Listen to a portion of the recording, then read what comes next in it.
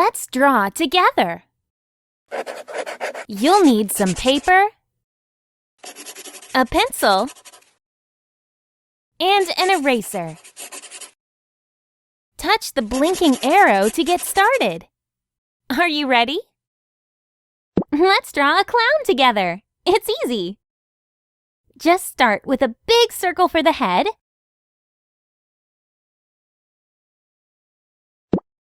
The clown needs its hat, and you draw that with a triangle and a little circle at the top.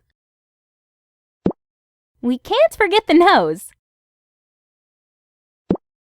Complete the face with eyes and a mouth. Make the hair like this.